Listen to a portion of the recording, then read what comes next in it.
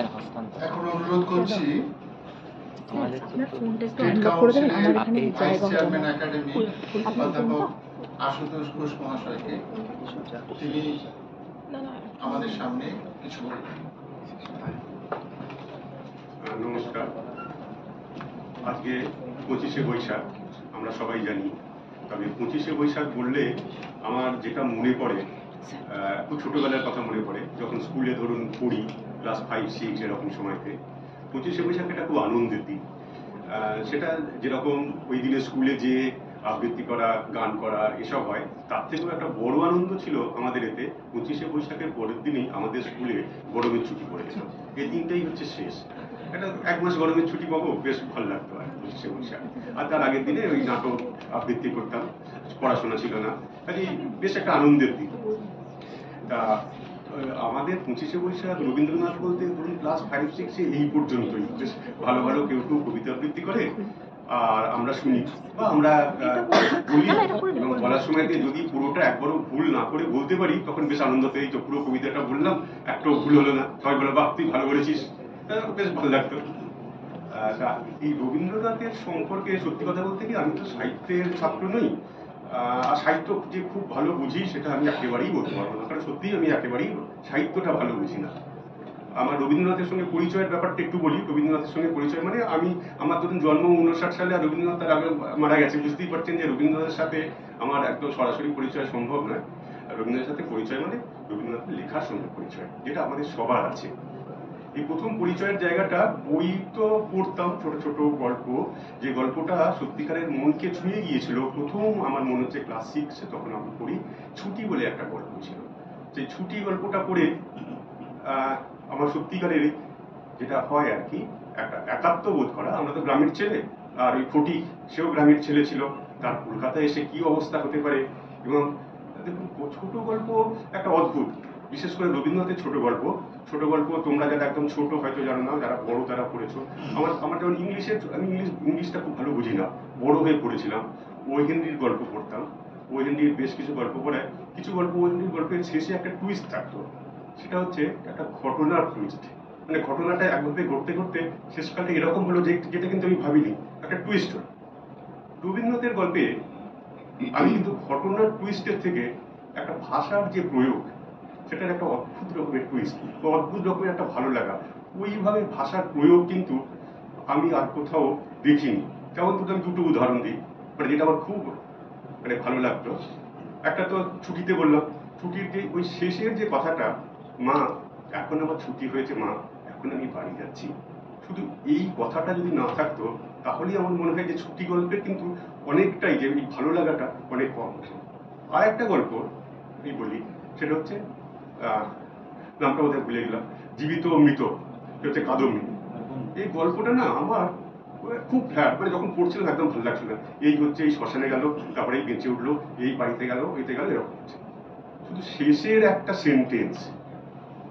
সেন্টেন্সটা কি সেটা আমরা সবাই জানি, কাদম্বিনী মরিয়া প্রমাণ করিল সে মরে নাই। শুধু এই সেন্টেন্সটার পরে গল্পটা পড়ার পরে 5 মিনিট বসে থাকতে হয়। এটা একটা অদ্ভুত, এই যে ভাষার যে প্রয়োগ, কিন্তু ভাষা কেন? ভাষা আমরা একটা কমিউনিকেশন স্কিল। আমরা আমাদের মনে যেটা ভাবছি সেটাকে কিভাবে কতটা ভালো করে বলতে পারবো, সেটার জন্য আমার ভাষা দরকার। স্কুলে ভাষাটা খুব ভালো করে শেখা দরকার, কারণ এই কমিউনিকেশন স্কিল, আমরা যেটা ভাবছি সেটা অন্যের কাছে পরিষ্কার করে এক্সপ্রেস করা, বলা, সেটা কিন্তু খুব জরুরি।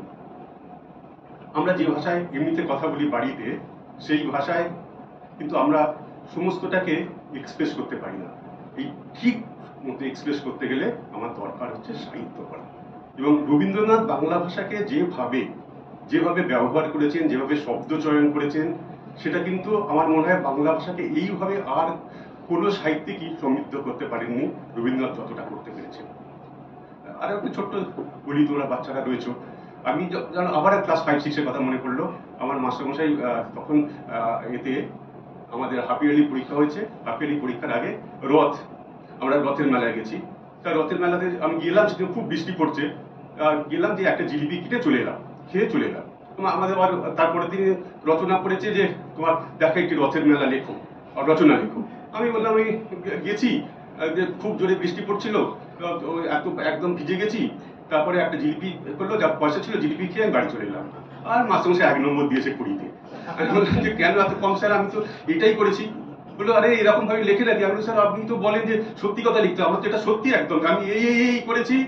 আর আমাকে আপনি নাম্বার দিচ্ছেন না, আমি তখন ছোট তো, আমার নাম্বার না পেয়ে খুব মন খারাপ। অথচ মাস্টারমশাই বলেছে সত্যি কথা বলতে, আমি সত্যি কথা লিখলাম, নাম্বার পেলাম না। মাস্টারমশাই বলে দেখো বাবা, সত্যি কথা এরকম বলবে সে খুব ভালো কথা, কিন্তু এই লেখার সময়তে তোমাকে দুটো জিনিস করতে হবে। একটা হচ্ছে তুমি ভালো ভালো বই পড়ো, তুমি যেভাবে লিখছো বাড়িতে মা বাবা আমার সঙ্গে যেভাবে কথা বলছো এইভাবে লিখেছো, এর জন্য নাম্বার পাবে না। আর দ্বিতীয় কথা কি, একটা রচনা লিখতে পারি তোমাকে 2 পাতা লিখতে হবে, সত্যি না হলেও লিখতে হবে। এখন ব্যাপারটা হচ্ছে তো খুব মুশকিল, বুঝতে পারছো যে সত্যি কথা লিখলেও নম্বর পাওয়া যায় না। এইখানে সাহিত্যটার সঙ্গে একটা কনফ্লিক্ট হয়ে যায়। তুমি অঙ্ক করো, বিজ্ঞান হয়, যেটা তুমি সত্যি সেটাকে তুমি লিখতে হবে, মানে যেটা সত্যি নয় সেটা তো লিখলে পরে তুমি নম্বর পাবে না। আর এখানে যেটা সত্যি নয় সেটা যতদিন যত ভালো করে লিখবে, তো যতদিন ভালো করে লিখবে ততদিন বেশি নম্বর পাবে, সত্যি হোক আর না হোক। সাহিত্যের সঙ্গে এই জায়গাটা আমার একটুখানি কিরকম যেন মনে হয়, কিন্তু উপায় তো নেই। সাহিত্য মানে তো তাই, তোমাকে কল্পনা, সাহিত্য মানে একটা কল্পনা, সেই কল্পনাটাকে তোমাকে প্রকাশ করতে হবে। আর বেশিক্ষণ সময় নেব না, আরো একটা দুটো রবীন্দ্রনাথের কথা বলি।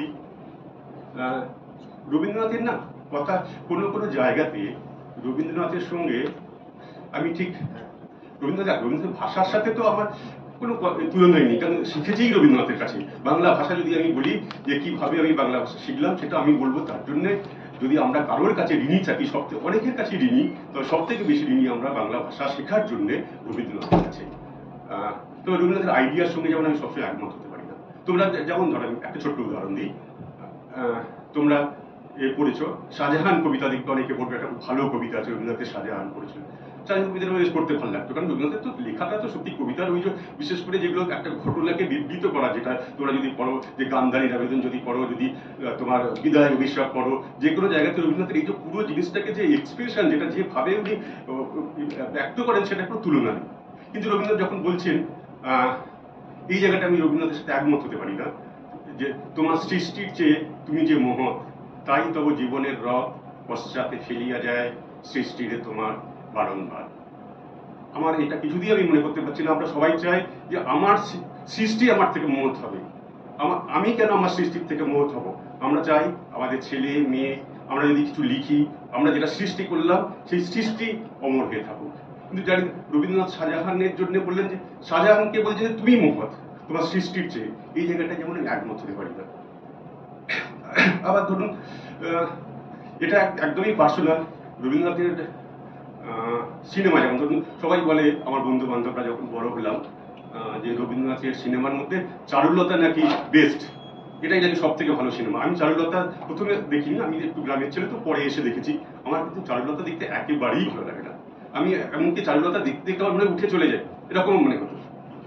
অথচ আমাকে যদি কেউ বলে যে সত্যজিৎ রায়ের সব থেকে ভালো সিনেমা কি, তোমরা যারা আছো, কি আমার কাছে সত্যজিৎ রায়ের সিনেমা 1 থেকে 10, সেটা হচ্ছে অপরাজিত। অপরাজিত যদি দেখে থাকো, আমি বলবো যাদের কম বয়স তারা অপরাজিত দেখো, সত্যিকারের ইন্সপায়ারিং সিনেমা যদি দেখো। সেখানে চারুলতার তো আসলে কোনো প্রবলেম নেই।